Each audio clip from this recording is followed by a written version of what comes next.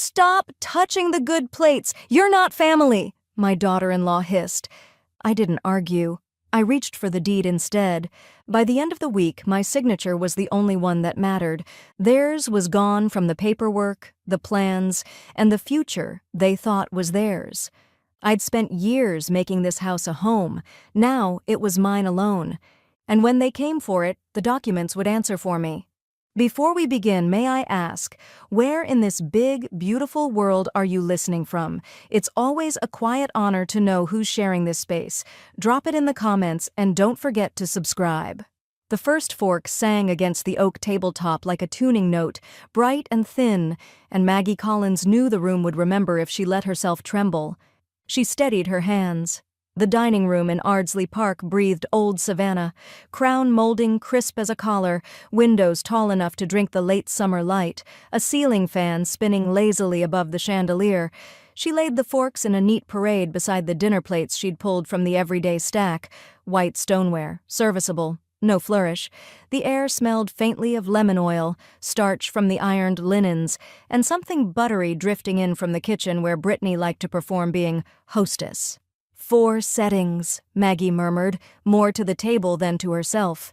David, Brittany, me, and the space where dignity sits. She moved to the china cabinet, a handsome glass-fronted sentinel that had traveled with her through homes and years, its shelves catching sunlight and turning it into soft champagne. Inside, the good plates waited. Bone china with cobalt rims and a spray of gold wheat at the edge, the pattern delicate as breath. Sunday deserved grace. She reached in, fingers slipping around the familiar thinness. The sound of porcelain ticking gently against porcelain like polite applause. Brittany's reflection arrived first, a smear of blonde hair and a fitted dress, before Brittany herself, one hand on the cabinet door above Maggie's. "Stop!" She didn't quite touch Maggie, but her voice did, a little hiss that cooled the room. "Stop touching the good plates. You're not family." Silence found the corners. Even the fan seemed to hesitate. Maggie's hand paused mid-air.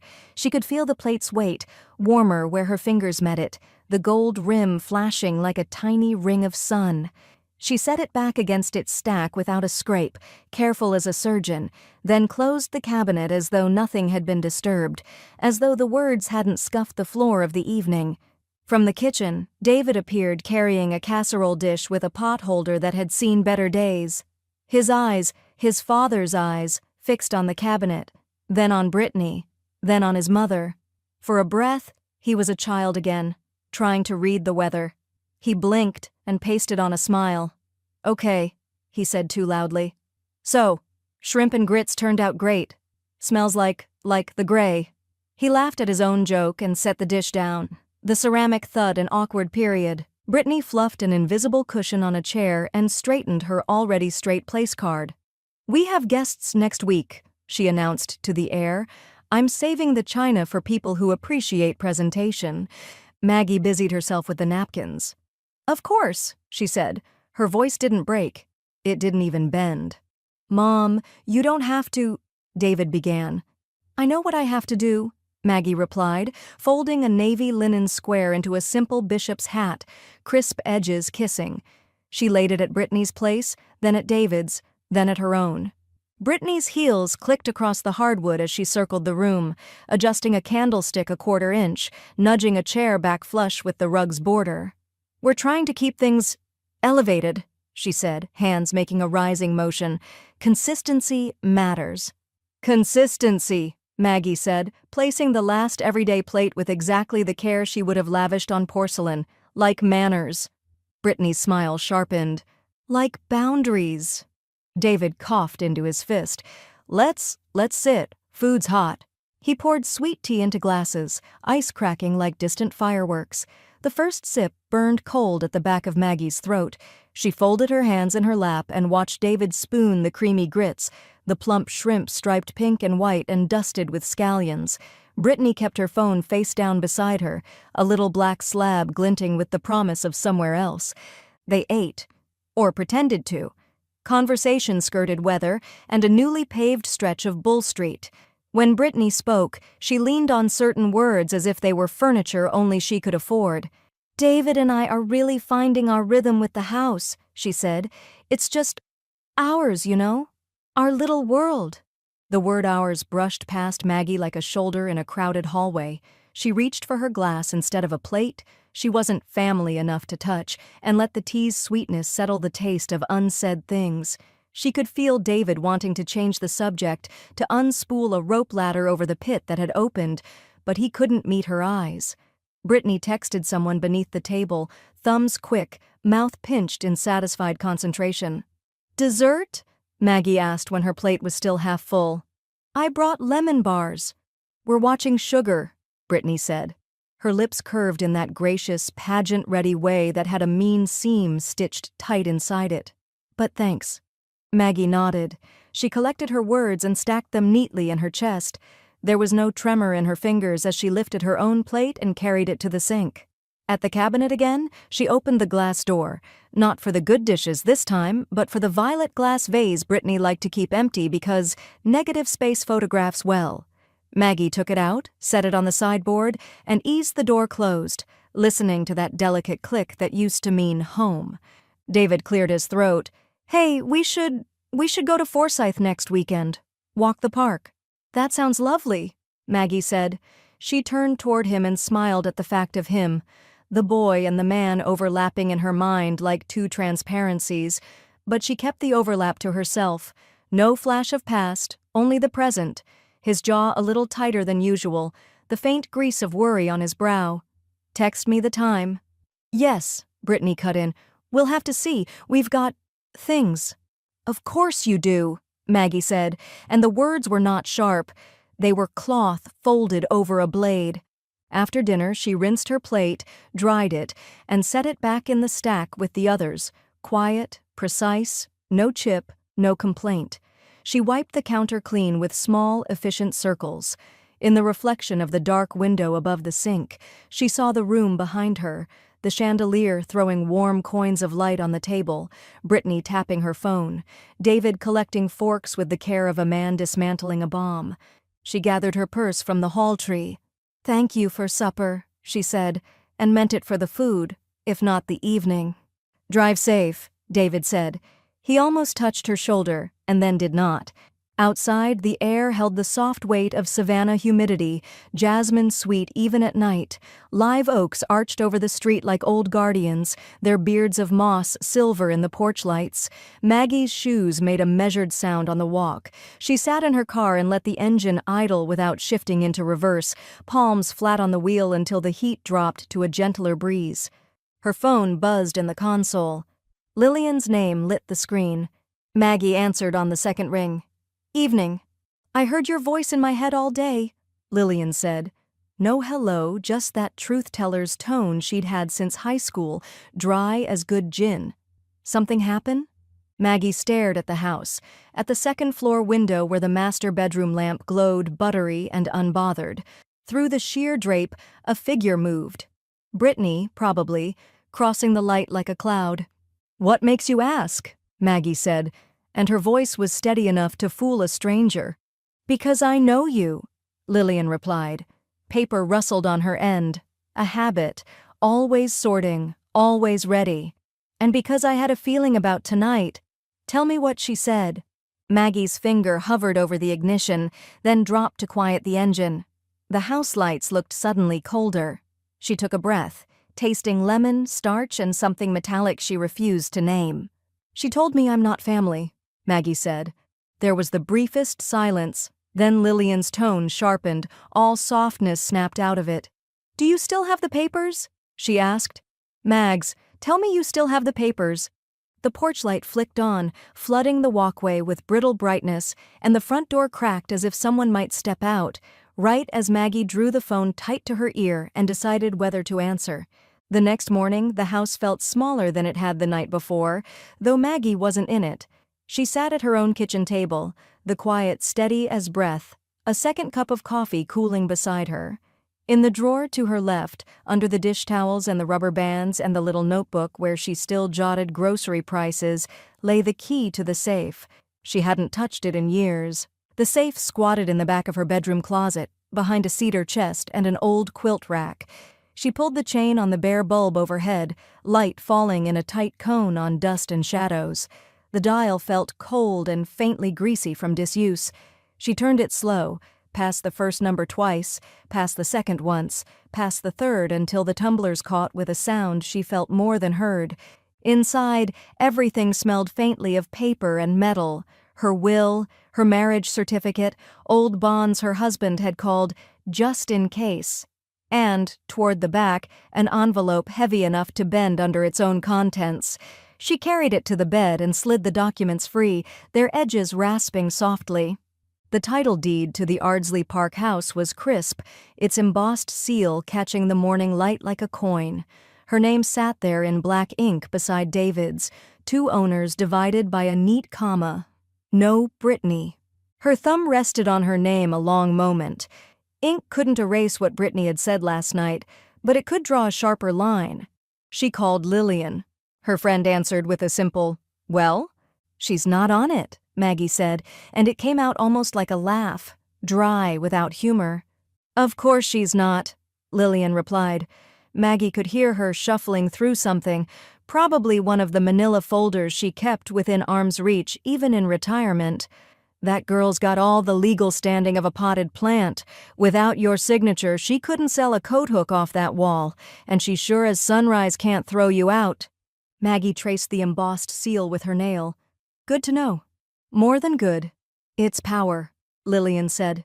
"Don't you go forgetting that, Mags." Later that afternoon, she made another call, to Robert Ames.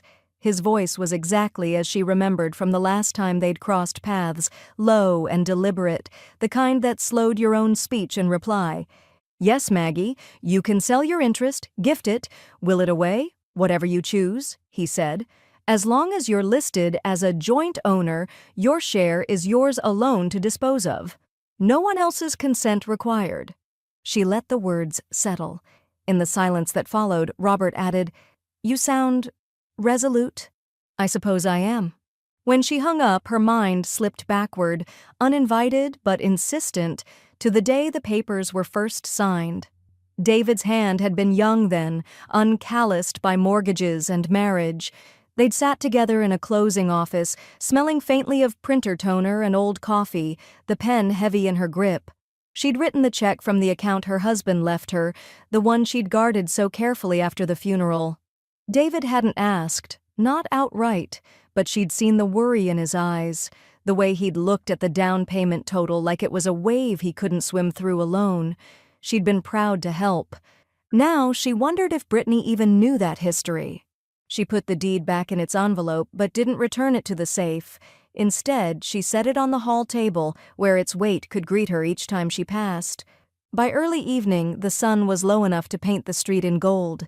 Maggie brewed tea and carried it to her porch, the kind of day where even the air seemed to hang and listen. She was halfway through her cup when her phone buzzed on the table beside her.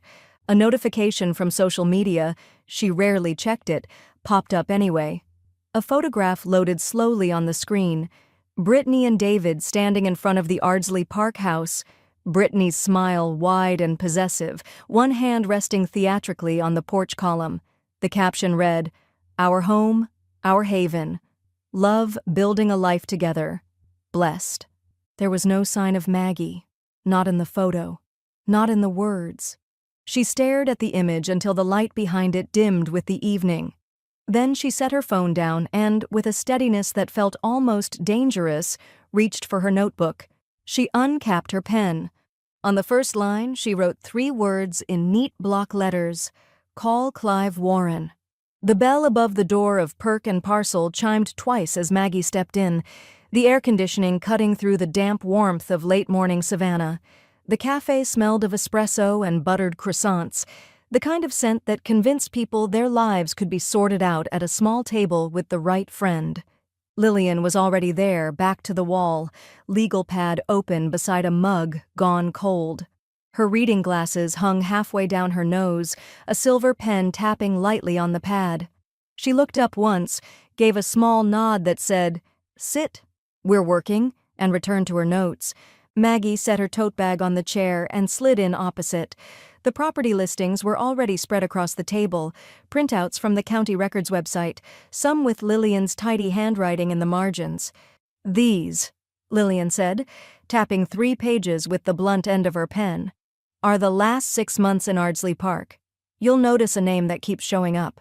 Maggie leaned closer. The font was small, the deeds drier than dust, but she saw it. Clive Warren, listed as the buyer on 4 addresses she recognized from Sunday walks. All closed quickly, all for cash. "Investor?" Maggie asked. "Predator," Lillian said, though her tone carried no heat, just the fact of it. "Knows the value of a historic roofline, and he pays for it before anyone else can blink." They sipped coffee as the conversation slid into numbers. Lillian had circled sale prices, cross-referenced square footage, and highlighted terms like no contingencies and as is. Maggie's own home, she realized, could sit near the top of that list, its wide porch and symmetrical windows worth far more than sentiment alone. Lillian's phone was already in hand. "Want me to reach out? I still know half the people in the recorder's office." Maggie shook her head, the motion deliberate. "I'll do it." 2 hours later, her phone screen lit with a number she didn't recognize. The voice on the other end was smooth, masculine, and unhurried. "Maggie Collins," he said, as if tasting the syllables. "I hear you might have something of interest to me." They agreed to meet the next afternoon at the Collins House Hotel, a quiet spot on Barnard Street where business could pass for socializing. He'd know her by the book in her hand. She'd know him by the boutonniere he claimed he always wore for luck. When Maggie arrived, he was exactly as she expected. Late 50s, tanned but not leathery, dressed in a seersucker jacket and polished loafers without socks. A small white carnation was pinned to his lapel. He smiled like a man who'd learned long ago that smiling could open more doors than pushing. They talked value, square footage, market appetite, the premium attached to colonial revival details. Clive asked the right questions without pressing too far. How many joint owners, when the house was last appraised, whether the neighborhood association was as fussy as its reputation suggested. "You could command a figure well above the last sale on your street," he said, resting his hand lightly on the arm of his chair, "especially if you're ready to move quickly." Maggie smiled, not confirming, not denying. "I like to know what my options are." When they parted, he tipped his head in a small bow. "You know how to find me." That evening, David called. His voice had the weary tilt it always did after a day stretched thin between work and whatever Brittany demanded. He asked if she was free for dinner later in the week. "I might be," Maggie said, letting the pause carry just enough lightness to sound casual. She mentioned the weather, a recipe she was trying, the new hydrangeas blooming out front. Nothing about deeds or cash buyers. David laughed at something small she said, and she let herself laugh back. The rhythm between them felt almost normal.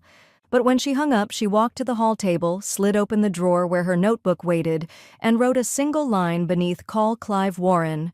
"Decide what this house is worth. To me." The long harvest table gleamed under the chandelier, a sheet of polished walnut stretching between the kitchen and the front parlor. Maggie sat near the end, a place she had claimed for years, but tonight the chair felt further from the center of things. Brittany was in her element, shoulders back, hair swept into a style that probably had a name, moving around the table like a hostess in a magazine spread. A bottle of Chardonnay breathed beside her elbow, its label turned toward the couple seated across from Maggie. "Savannah's full of people who think they can just drift into a nice neighborhood and stay," Brittany was saying, her voice dipped in honey but edged with something harder. "It's one thing if you're contributing, quite another if you're just enjoying the view." Her eyes never landed directly on Maggie, but the air between them caught every syllable. Maggie took a slow sip of tea. It was hot enough to make her focus on her tongue, the steam curling upward to fog her glasses for a second. She set the cup down with precision. Across from her, David was busy carving roast chicken, his gaze locked on the meat as though precision there could keep the evening from unraveling. He asked one of the guests about their gardenias, nodded at the answer, then went back to the chicken. Lillian, seated beside Maggie, dabbed her mouth with a napkin, then reached under the table. Her hand brushed Maggie's knee, not by accident, and something slid against Maggie's palm. She curled her fingers around it without looking. An envelope, thin but stiff, sealed. The conversation kept spinning around them. Brittany was in full sail now, telling the young couple across from her how she and David had really made the house ours. She spoke about restoring the crown molding, refinishing the floors, choosing the perfect shade of white for the exterior.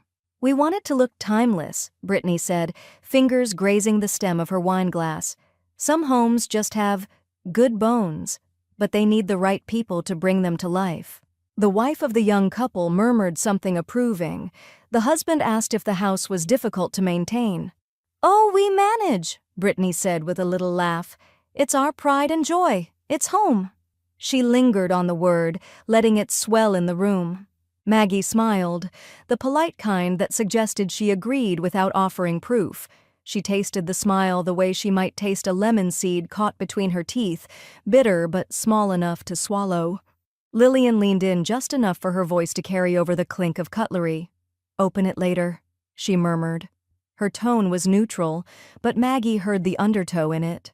The rest of the meal was a carousel of pleasant noises, silver against porcelain, low laughter, the occasional swell of Brittany's voice lifting above the others to tell another anecdote about the neighborhood association or the merits of a particular landscaper. When dessert arrived, chocolate torte with raspberry drizzle, Brittany told the table how they'd chosen the dining chairs. "We wanted something that said heritage, but still fresh," she explained. "These just spoke to me, like the house did." Maggie set her fork down, folded her hands, and let her gaze drift past Brittany to the sideboard where the china cabinet stood. The glass panes caught the light and held it like secrets. After coffee, the guests gathered their coats, thanking Brittany for the lovely evening and promising to host next time. David walked them to the door, his laugh echoing in the front hall. Maggie stayed in her seat until the sound of the latch clicked. She slid the envelope into her tote, then reached for her tea again. It was lukewarm now, the lemon wedge faded to a pale ghost at the bottom. Brittany returned, collecting wine glasses.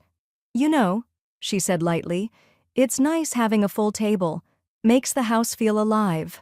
Maggie's smile returned, that same neat seam of civility. "Yes," she said, "alive."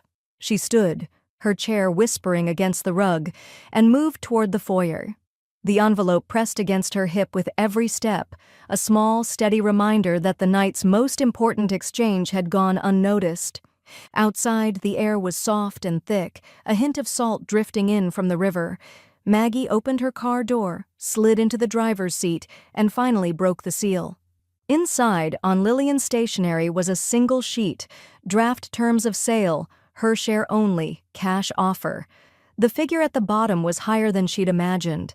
In the distance, through the open dining room curtains, Brittany lifted her wine glass in some private toast, smiling at her own reflection. Maggie folded the paper once, then again, her pulse calm but deliberate. This was no longer about what the house was worth to the market. It was about what it was worth to her. The rain came in low and steady that morning, drumming on the roof of Robert Ames's office like a quiet metronome. Maggie sat across from him at a walnut desk that looked older than both of them, the smell of ink and leather blotters faint in the air. The contract lay between them, thick with addendums and signature tabs. Clive Warren's name appeared in bold print at the top, Maggie's a blank line waiting below. Robert adjusted his glasses. "You've read it twice with me, once with Lillian, and I assume again on your own." His tone was careful, but it carried the faint note of someone who'd watched many clients hesitate. Maggie picked up the fountain pen Robert had set before her. It had weight, the kind of pen that knew its words would matter. She pressed the nib to the paper and wrote her name in full. Margaret Collins, the ink gliding dark and certain. "Done," she said. Robert slid the pages into a leather folder, his motions crisp. "I'll file everything with the courthouse this afternoon. You'll receive confirmation within 48 hours. After that, the closing date is binding." Lillian appeared in the doorway, an umbrella dripping rainwater into the carpet. "Binding," she repeated, pleased. She shook off her coat and set it on the stand. "That's my favorite word today." Robert handed her a copy of the contract.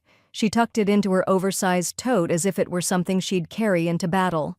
"I'll coordinate with Clive's office and set the closing. 2 weeks should do it." They left together under Lillian's umbrella, the street glossy with rain. Maggie felt no need to rush. The decision was already made. The weather could take its time. 2 days later, she drove to the Ardsley Park house under the pretense of picking up a few personal items. The garage smelled faintly of paint and motor oil, just as it had when she and David first toured the place years ago. She found the flattened cardboard boxes stacked in a corner, the kind left over from grocery store deliveries.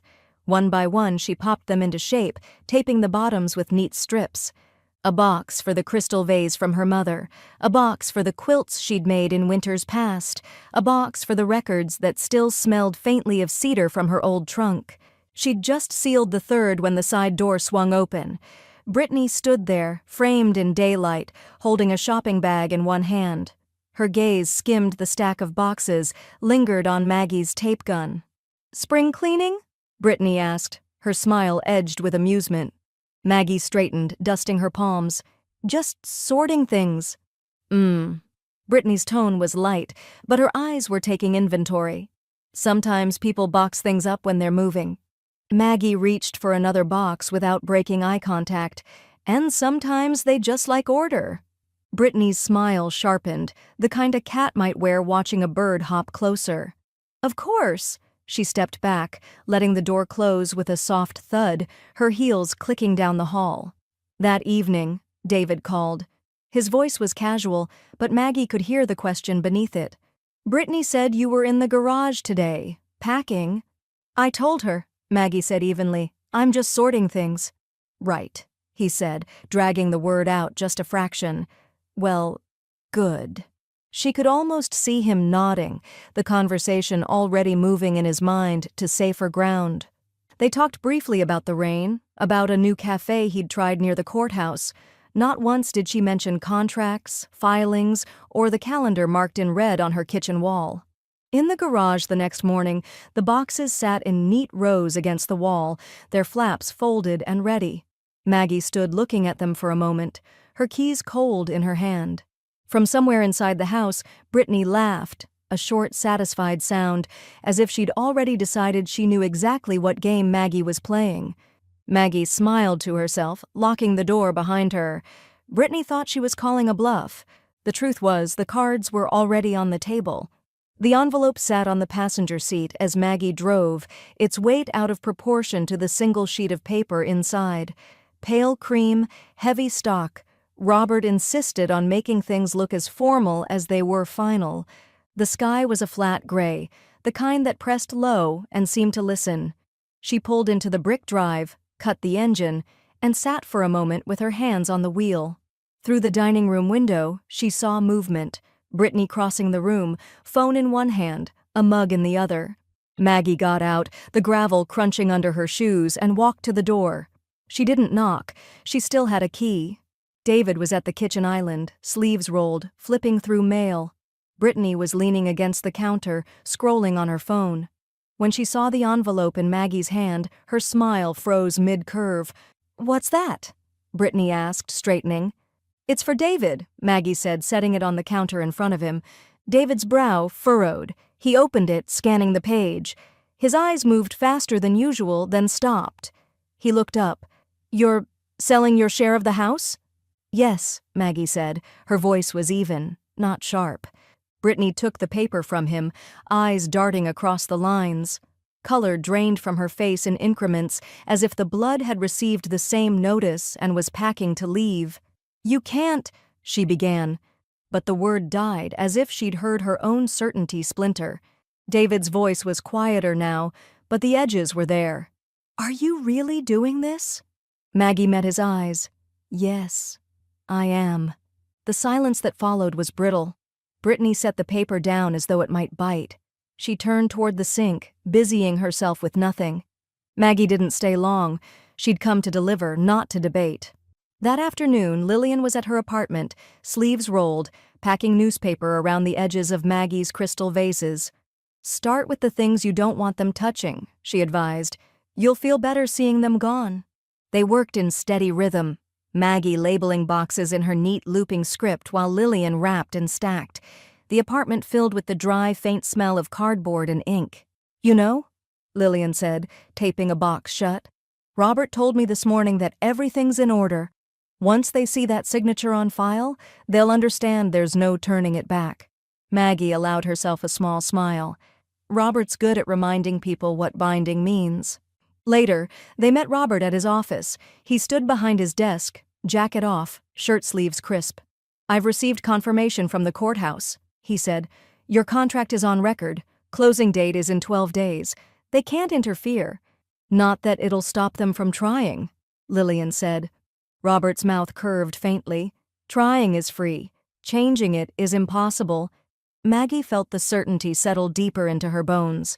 She thanked him, tucked the copies he handed her into her bag, and stepped back out into the street. The air smelled faintly of rain again, like the day she'd signed the papers, only now the clouds felt lighter, the horizon wider. At the house that evening, a single light burned in the garage. Maggie stepped inside to collect another box and found Brittany standing there, arms crossed, the notice lying open on the workbench. "You think you're scaring me," Brittany said, her voice low but tight. Maggie lifted the box without answering, feeling its weight balance against her hip. She walked past Brittany toward the door. Brittany's gaze followed her, sharp as cut glass. "You're making a mistake." Maggie paused in the doorway and looked back, not with anger, but with something closer to patience. "No," she said, "I'm correcting one." Then she stepped out into the dusk, the sound of Brittany's breath catching behind her, as though the walls of her certainty had just begun to crack. The doorbell rang just after 10, the chime echoing sharp and clear through the house. Maggie stood in the front hall, a slim folder in her hand, and opened the door to find Clive Warren framed against the pale morning. His white carnation was crisp against his jacket lapel. Beside him stood a man in a navy windbreaker, clipboard tucked under one arm. "Mrs. Collins," Clive said with the easy confidence of someone who'd never been refused entry. "This is Mr. Adair. He's here for the inspection." Before Maggie could answer, Brittany's voice cut from the living room. "What's going on?" Her heels clicked on the hardwood as she approached. The moment she saw Clive, her expression thinned to something brittle. "No one told me about an inspection today." "I did," Maggie said evenly, stepping aside to let them in. Brittany's mouth twitched, the way people's do when they can't decide whether to fight or pretend they don't care. She chose the latter, at least for now, turning on her heel with a toss of hair that caught the light. Moments later, a door upstairs slammed hard enough to rattle the chandelier crystals. Clive gave a courteous half-smile, as if acknowledging the performance without inviting commentary. Mr. Adair opened his clipboard, pen poised, eyes scanning the trim and crown molding as though he could see every nail beneath the paint. They moved from room to room, living room, dining room, kitchen, Adair murmuring notes to himself, occasionally kneeling to check outlets or pressing a level against the baseboards. Somewhere above them, Brittany's footsteps crossed and recrossed the floorboards, her presence a storm cloud in heels. Halfway through the inspection, the music started, loud, thumping bass, shaking the light fixtures in time with a pop singer's voice. Maggie caught Clive's raised brow. "I suppose she has strong feelings about visitors," Maggie said.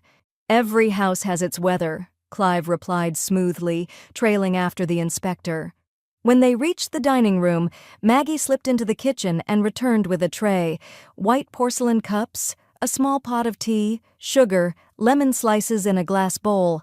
She set it on the table with the same precision she'd once reserved for Sunday dinners.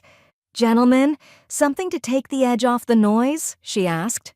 Adair looked up from his notes, clearly startled by the offer. "That's very kind, ma'am." Clive took a cup, inhaled as if testing the tea's aroma.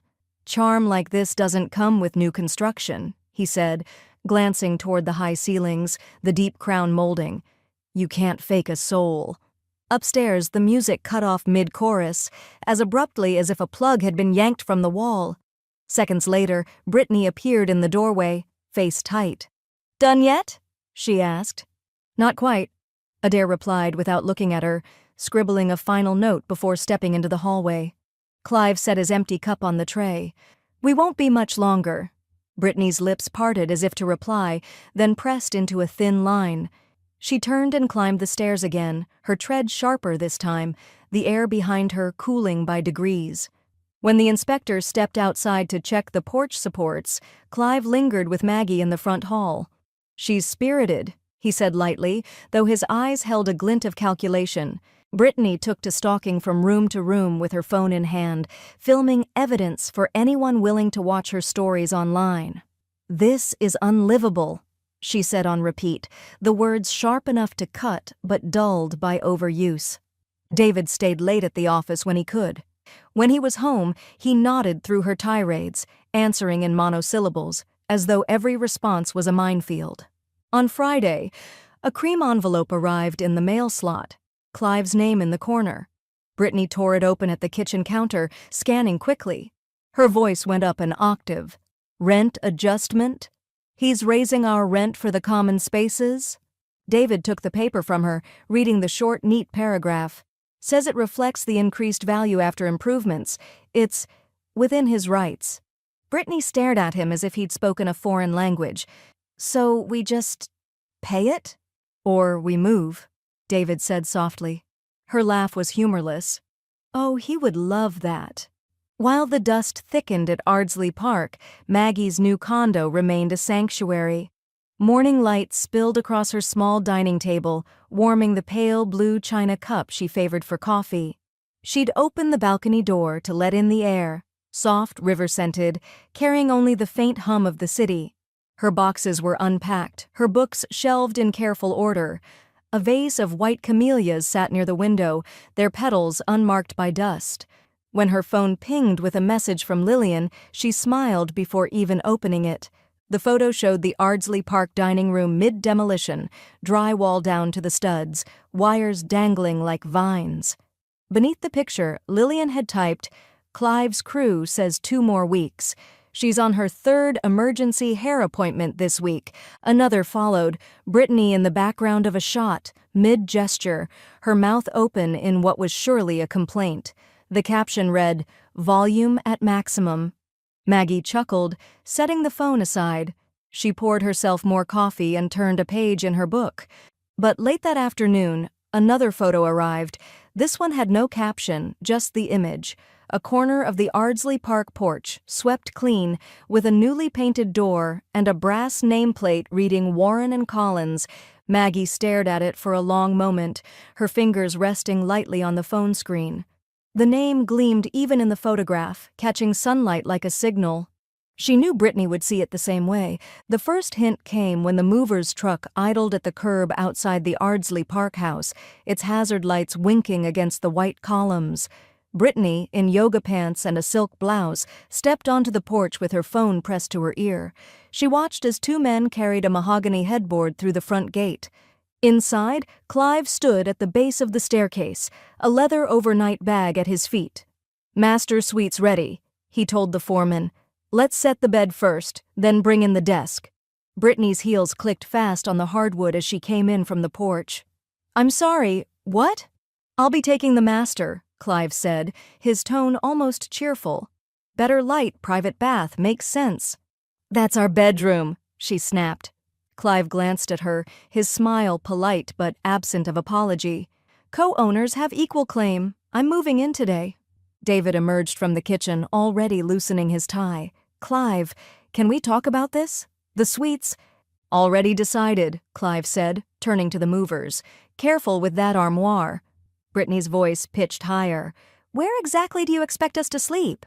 "There's a perfectly good guest room down the hall," Clive replied, as if offering a favor. By that evening, their clothes were stacked in boxes outside the master bedroom door. The guest room was half the size, its single closet crammed before Brittany had finished unpacking. She paced the hall, phone in hand, narrating her outrage to anyone willing to answer. David kept his head down, folding shirts into drawers that stuck when you closed them. The next morning, Clive's work boots thudded on the stairs as he left for the day. Brittany seized the moment. "David, we can't just let him—" "I already tried," David said, rubbing the bridge of his nose. "He's not budging. He quoted the co-owner agreement verbatim." "Then we fight it." "With what?" His voice was weary now. "It's in writing, Britt. He's within his rights." She stared at him, the silence between them stretching as long as the hall. Across town, Maggie sat on her balcony, the morning air warm but edged with a breeze off the river. Her tea cooled beside her as she read Lillian's latest text. "He's in the master. They're in the guest room. I can hear her screech from here." Maggie smiled faintly, scrolling to the attached photo, a grainy shot through a second-story window, Brittany's profile mid-argument, her hand slicing the air. She set the phone aside and bent over a row of clay pots lined neatly along the railing. The rosemary had taken to its new home, the basil was already putting out tender green leaves, and the thyme needed just a pinch of dried soil brushed from the rim. Lillian arrived with a paper sack from the farmer's market, setting it on the balcony table. "Got you a starter for mint," she said. "Thought it might suit your tea." Maggie took it, pressing the leaves between her fingers to release the scent. Perfect. They worked side by side, tucking the new plant into the soil, pressing it firm, the city's hum low and steady around them. Back at Ardsley Park, Brittany stood in the stripped guest room, hands on hips, staring at the single narrow window. Down the hall, the master suite door was closed, light spilling in a warm strip across the polished floor.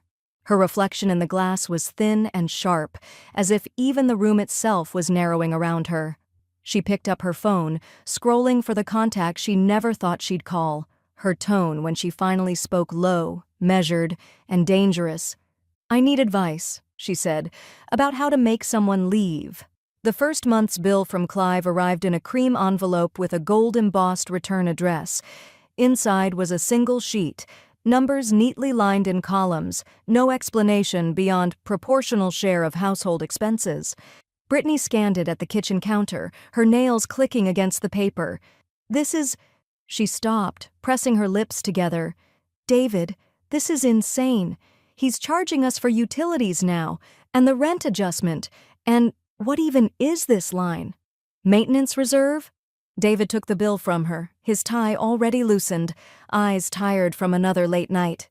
"It's everything we use in the common areas. Heat, lights, cleaning, his improvements. He warned us.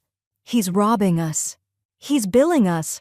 The silence between them was heavy enough to hear the refrigerator hum. By the second month, Brittany's credit card bills had begun stacking in a drawer she didn't open when David was home. The spa appointments were trimmed back to one every other month. The weekend brunches with the girls vanished from her calendar.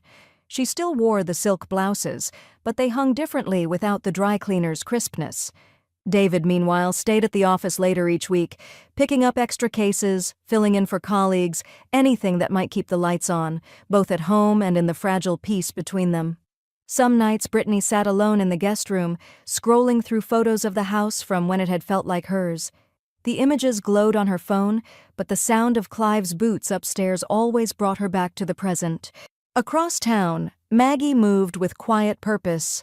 The condo's living room had a soft brightness now, plants thriving in their terracotta pots, sunlight painting the hardwood floors in slow-moving patterns. One Thursday afternoon, she opened a linen-lined box from her storage closet, the fine china she'd once hoped would be part of family dinners. She lifted a plate, the cobalt rim cool beneath her fingers, the gold wheat pattern still gleaming. That night she called the director of the local historical society's charity auction. "I'd like to donate something special," she said.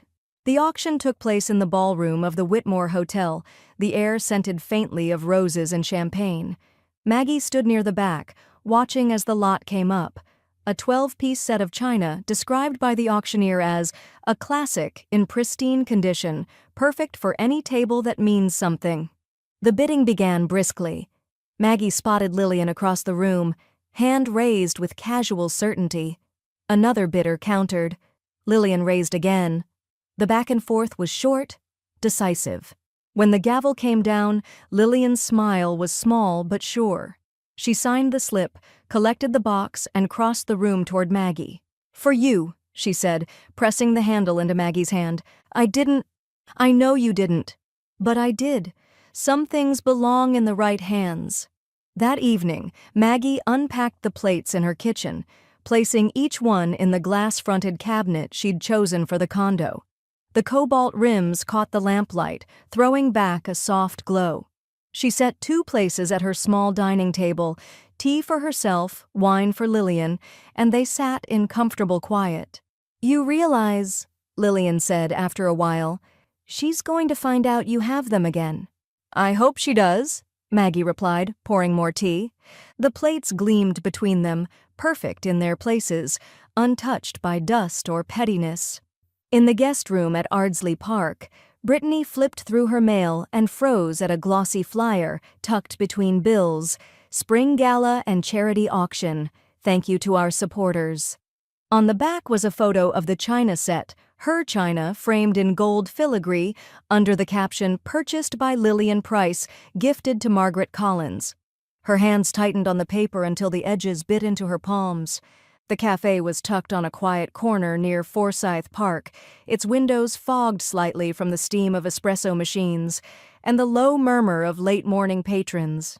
Maggie arrived first, choosing a small table near the back where the sunlight fell in a clean rectangle across the worn wood. She ordered tea and watched the door. David appeared a few minutes later, looking like he'd left work in a hurry, shirt sleeves rolled, tie loosened, a line of fatigue between his brows. "Mags," he said, half smiling as he slid into the seat across from her. "David." She closed the menu she hadn't been reading. "What's on your mind?" He glanced toward the counter, then back at her. "Brittany feels disrespected." Maggie let the words sit. She stirred her tea slowly, watching the swirl of amber in the cup. "Does she now?" "She thinks the way everything's happened, the sale, Clive moving in, the China. It's like you're making a point." Maggie set down the spoon. "She disrespected me first, David, from the very beginning."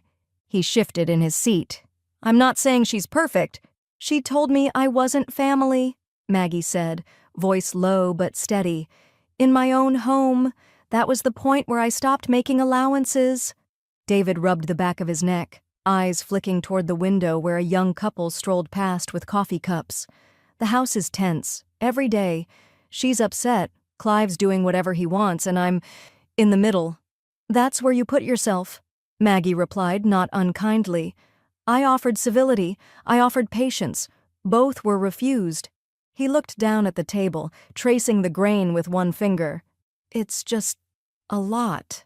Maggie reached for her tea, letting the warmth settle in her hands.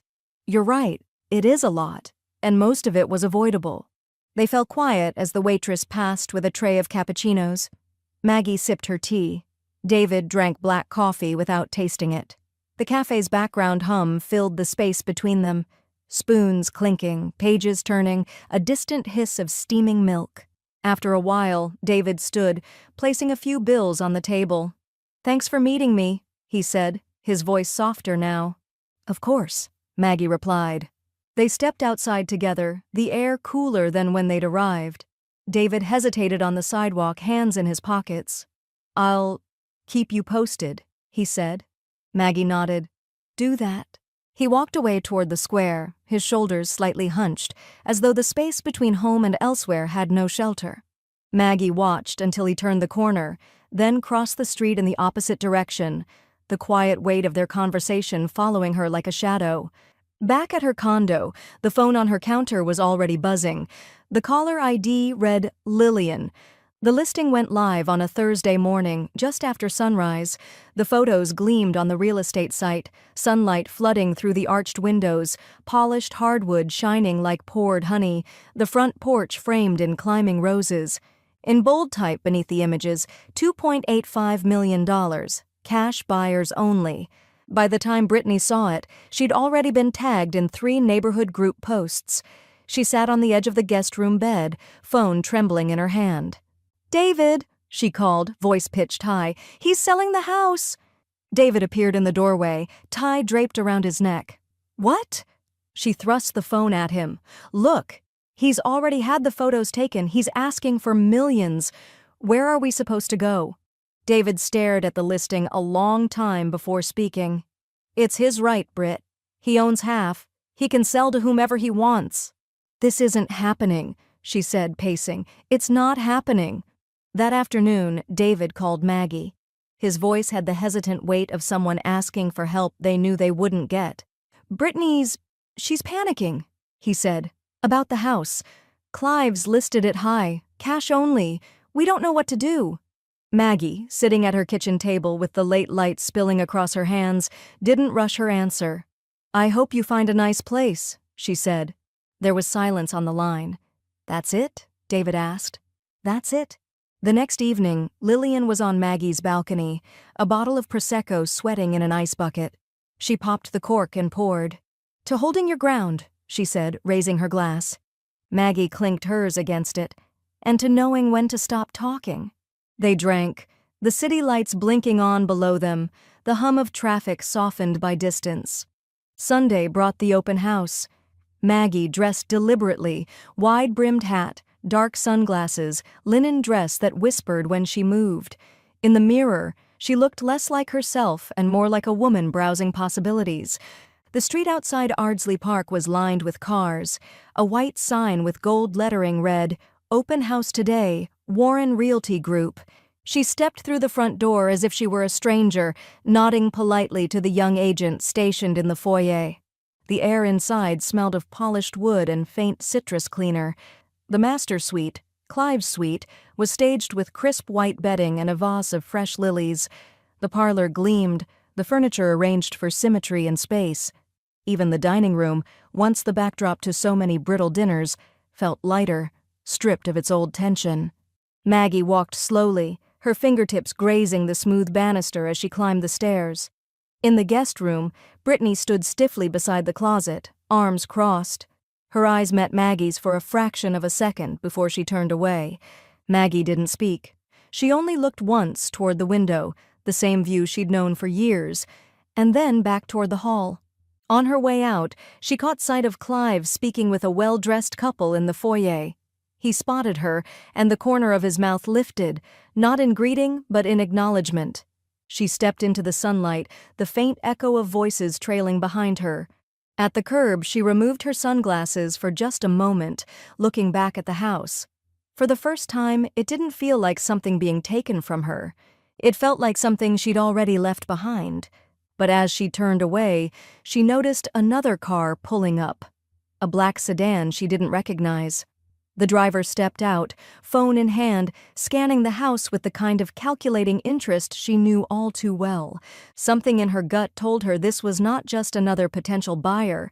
The sale closed on a mild afternoon in early spring, the kind of day when the light seemed to soften the edges of everything it touched. Maggie hadn't gone to the courthouse herself. There was no need, but Robert had called her that morning to let her know it was official. The new deed bore a name she recognized immediately. Charles Merriweather. They had first met years ago at a Preservation Society fundraiser, back when Maggie was still hosting dinners in the Ardsley Park dining room. He had been genial, quick to notice details in architecture, and shrewd in the way he spoke about investment properties.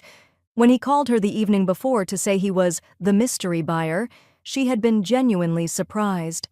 It's a beautiful house, he'd said, his voice carrying that measured calm she remembered.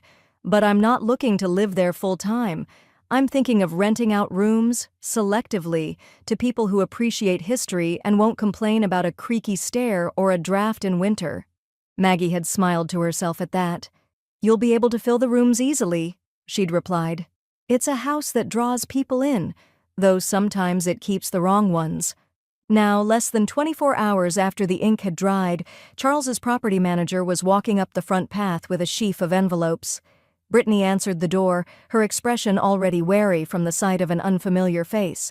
The envelope she was handed was printed on thick stock, the return address in tidy serif type. Inside was a formal notice, 30 days to vacate. The language was concise, almost cordial, explaining that the new owner intended to reconfigure the property for tenant use and that the current arrangement would end on the stated date. Brittany read it twice before calling for David. Her voice carried down the hallway, high and sharp, and when David appeared from the study, she pushed the paper into his hands. 30 days, she said, as though the number itself were an insult. 30 days to find somewhere to go. He can't do this. David scanned the letter. his jaw tightening in that way Maggie had seen so many times before when he was caught between outrage and resignation. "He can," he said quietly. "It's legal." The conversation that followed rose and fell in volume, but the walls of Ardsley Park had always been good at holding sound. Neighbors out walking their dogs glanced toward the house when Brittany's voice pitched higher, though no one lingered long enough to hear the particulars. A few mornings later, Maggie returned to the house, not for business, but because she wanted to see the garden one last time before it was changed by someone else's vision. The iron gate still swung open with the same familiar groan, and the flagstone path curved ahead just as it had for years. Spring had woken the camellias, and their blooms, pale pink and cream, leaned heavily on their stems. She moved slowly, her shoes brushing against the grass, stopping to run her fingertips over the rosemary hedge she'd planted long ago. In the center bed, the climbing roses were already reaching upward, their new growth vivid against the trellis. Maggie breathed in the scent, letting the mingled notes of earth and blossoms linger before stepping onto the back porch. The kitchen door was propped open for the breeze. Inside, she noticed the china cabinet in the dining room, once crowded with dishes for every occasion, now stood completely empty. The glass panes reflected the room in fragments, catching her own outline as she crossed to the doorway. The absence inside the cabinet was stark, but it was not surprising. The set Clive had left behind was long gone, and whatever remained of Brittany's had been packed away. That evening, Lillian stopped by Maggie's condo with a bag of lemons from her yard. They sat at the small dining table, a pot of tea between them, the windows open to the cool air. Maggie told her about the notice, about Charles's plan for the house, and about the bare cabinet. Lillian laughed, the sound low and warm. "Full circle," she said, shaking her head. "You walked away, and now the whole thing's being emptied and remade without them having a say." She took a sip of tea, her eyes still alight. "That's the thing about control. It doesn't go to the loudest voice, it goes to the one who's willing to act." Maggie looked toward her own glass front cabinet across the room. The fine china gleamed inside, cobalt rims catching the lamplight. It was all in its place now, untouched by anyone else's claim. Outside, the evening deepened, the air carrying the faint scent of the river and distant magnolia blooms. Maggie listened to it, unhurried, knowing that some endings don't arrive with a slam or a shout, but with the quiet certainty that you are no longer the one who has to fight for the keys. The first time Maggie spent a weekend back in the Ardsley Park Master Suite, it felt less like returning and more like stepping into a chapter she had deliberately closed, then chosen to reopen on her own terms. Charles had insisted, with the casual generosity of someone who knew the gesture cost him nothing, that she should make use of the room whenever she pleased. "It's too fine to sit empty," he'd said, handing her a set of keys in a small leather case. The suite had changed since Clive's tenure.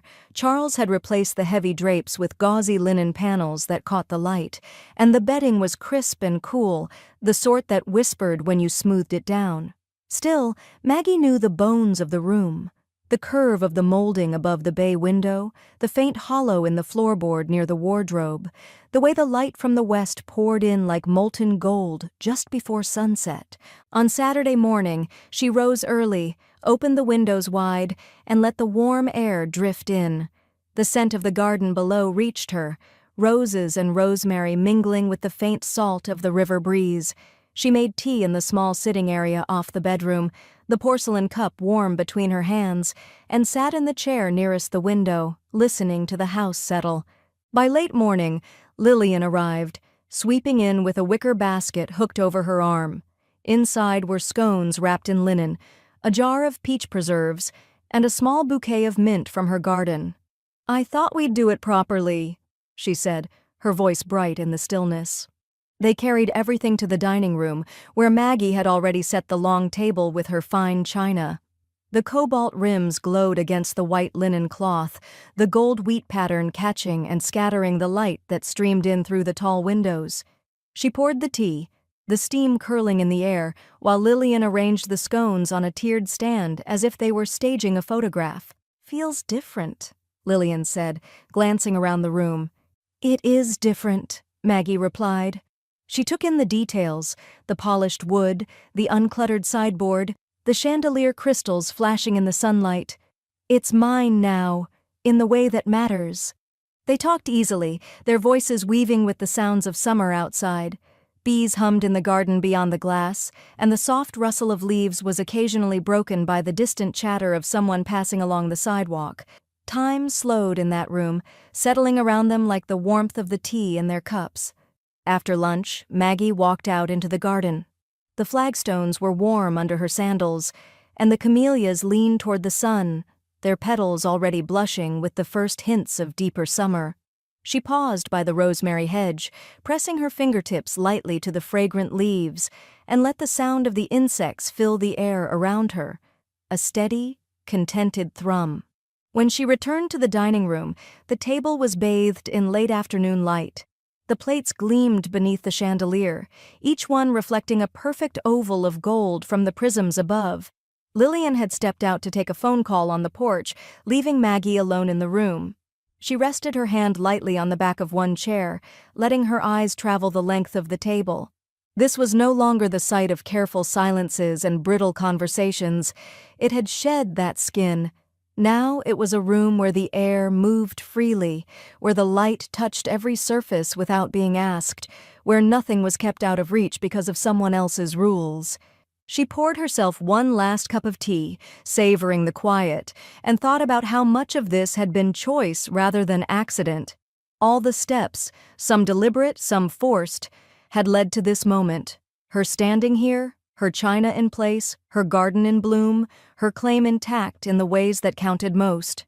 When Lillian returned, they sat again, not because they needed to, but because it felt right to linger. The day outside tilted toward evening, the garden's hum softening as the light shifted. Maggie looked at the table, at the sunlight caught in the rims of the plates, and allowed herself the faintest smile. "Some tables turn themselves," she said, almost to herself. "I prefer to spin them."